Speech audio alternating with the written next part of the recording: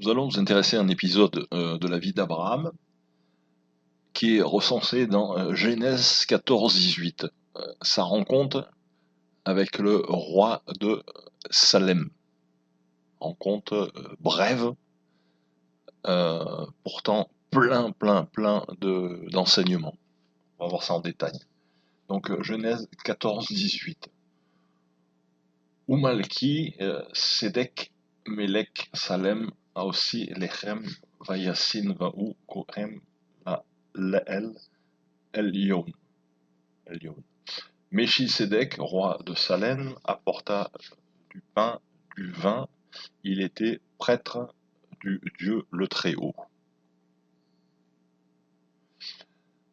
Vaïbarekou, il bénissa, Vaïomar, et dit: Béni soit Abraham, Baruch Abraham, l'El Elohim connaît Semaïm Vaïches. Bénissa et il le bénissa et dit: Béni soit Abraham, de la part du Dieu le Très-Haut, propriétaire des cieux et de la terre. Genèse 15-20. Ubarouk Elohim Aser Michem Sarecha Bayadeka Vaïten Lo Maaser Mikol. Il le bénit, et béni soit celui qui t'a délivré de tes ennemis, de leurs mains, et il lui donna la dîme de tout, un dixième, Maaser, dixième de tout. Alors, ce passage est très intéressant. Il y a plusieurs choses à comprendre. Un, on est en présence d'un roi de Salem. On va voir ce que signifie ce mot Salem. Deux, il est sacrificateur. Et trois, il donne la dîme de tout. Alors, le mot Salem,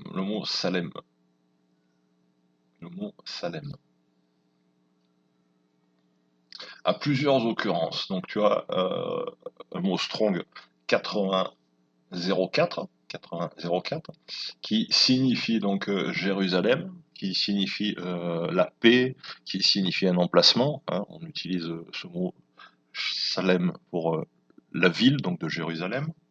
Tu as aussi une autre occurrence, une autre racine hébraïque proche, qui est dans le mot Strong 8003, Salem, qui donne un aspect qui définit un aspect de totalité, de perfection, de complétude, d'accomplissement.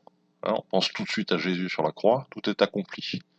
Hein, le roi de paix, tout est accompli. Là, on commence à avoir des pistes pour faire de l'exégèse dans le Nouveau Testament.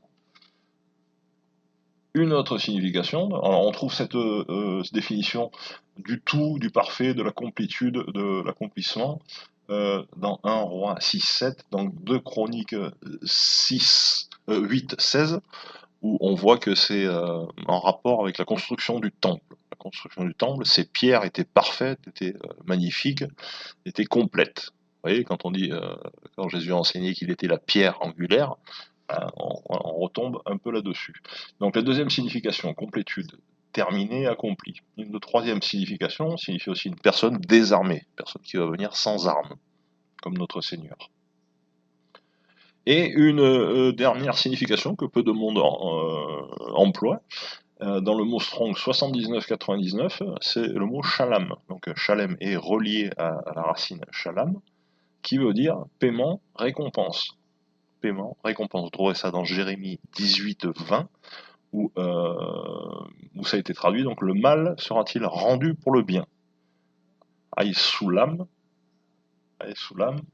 Aat, bon, je vais vous lire tout en hébreu, mais voilà, Jérémie donc se plaignait que le mal lui était rendu pour récompense, il recevait le mal pour le bien qu'il faisait. Ok. Et là, ça nous envoie, j'ai trouvé quelque chose encore très intéressant, c'est que ce terme, les Shalem, on le retrouve dans les manuscrits hébreux de l'évangile de Matthieu.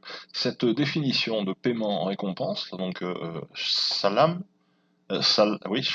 79-99, on le retrouve dans les manuscrits hébraïques séfarades de l'évangile de Matthieu. Je vous rappelle qu'il existe des manuscrits hébreux des évangiles qui nous apportent beaucoup d'enrichissement et de compréhension de ce qui était vraiment dit par Jésus et les apôtres. Donc on retrouve ça dans la parabole Matthieu 18-23. C'est l'histoire du royaume des cieux où un roi demande à ses serviteurs de rendre compte. Hein, on est bien sûr sur une parabole de la fin des temps où le roi va demander à ses serviteurs de rendre compte. Hein, bien sûr, on a tous compris ce que signifie cette parabole, c'est qu'on est tous débiteurs envers Dieu. Hein. Toute notre vie, on a passé une grosse partie de notre vie à mépriser Dieu, à ne pas s'en occuper, à ne pas le révérer, donc on est tous débiteurs envers lui. Je connais pas, je vois pas une seule personne autour de moi qui ne soit pas débiteur envers les grâces de Dieu. Il faudrait, pour ne pas être débiteur, il faudrait constamment être dans la louange envers lui pour le remercier pour tous ses bienfaits. Donc on est tous débiteurs. On est tous débiteurs. Donc Matthieu 18-23, donc le royaume des cieux est semblable à un roi qui voulait faire compter, qui voulut compter avec ses serviteurs. Quand il eut commencé à compter, donc à faire les comptes avec eux, on lui en présenta un qui lui devait 10 000 talents. Donc il y en a un qui était très endetté, hein, qui devait vivre sa vie pour lui sûrement, et parce qu'il n'avait pas de quoi payer, son seigneur commanda qu'il fût vendu, lui, sa femme et ses enfants, et tout ce qu'il avait afin que la dette soit payée.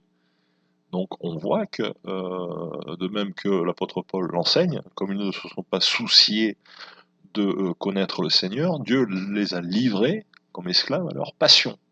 Exactement dans ce même principe. Si tu n'adores pas Dieu, si tu ne cherches pas, si tu ne cherches pas à faire obéir à ses lois, à ses commandements, à être près de lui, ben, il va te livrer à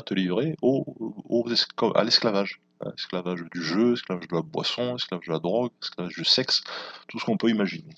Donc le Seigneur lui commanda qu'il soit livré, lui et ses enfants. Donc il faut savoir que le péché ne touche pas que toi, il touchera ta famille, ta descendance. Et donc ce serviteur se jeta à ses pieds, le supplia, et lui dit: Aie patience, je l'échalem, donc dans le texte en hébreu, c'est écrit l'échalem, je l'échalem le tout, je payerai le tout.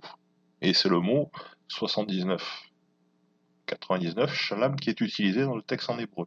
Donc il lui dit: je te paierai, et c'est le mot shalem qui est employé. Le seigneur de ce serviteur, touché de sa compassion, lui quitta la dette. Donc voilà, tu peux partir comme si tu repars à zéro. Mais ce serviteur étant sorti, rencontra un de ses compagnons qui lui devait aussi de l'argent, qui lui devait 100 deniers, donc beaucoup moins, était beaucoup moins débiteur, mais il le prit, l'étrangla, en lui disant: l'échalem, donc paie-moi, hein, salam, paie-moi ce que tu me dois. Son compagnon de service se jetant à ses pieds, lui disant: non, pitié, hein, et je te l'échalem le tout, je te paierai le tout. Et il n'eut pas pitié, donc il l'envoya en prison. Le rapport fut donné au roi, qui donc reconvoqua cette personne, qui lui dit: voilà, ce que j'ai fait pour toi, tu aurais dû le faire pour lui. Tu aurais dû le faire pour lui. Donc son seigneur fut en colère, lui livrant au sergent, jusqu'à ce qu'il lui l'échalem tout ce qui lui était dû. Donc on voit que le roi donc, a envoyé cette personne en esclavage le temps qu'il paye sa dette.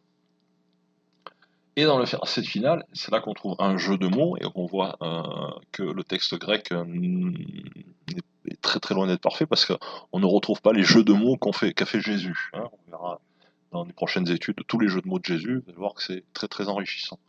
Donc le dernier verset dit: c'est ainsi qu'on vous fera, que vous fera mon Père Céleste, si vous ne pardonnez pas complètement. Et là, c'est le mot l'échalem qui est employé encore une fois.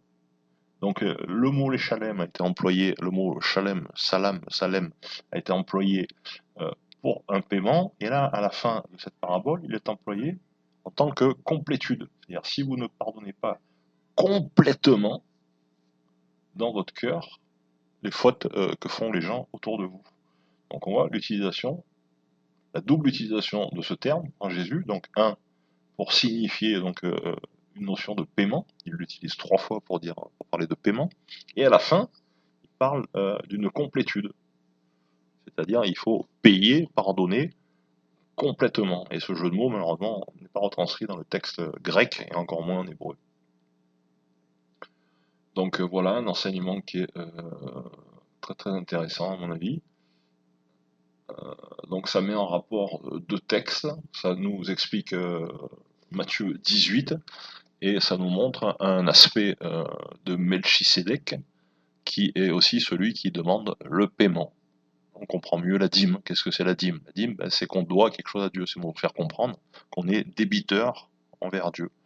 Donc roi de Salem, roi, roi de Salem est sacrificateur, et le roi de Salem aussi, ben, ce sera celui qui fera les comptes avec toi.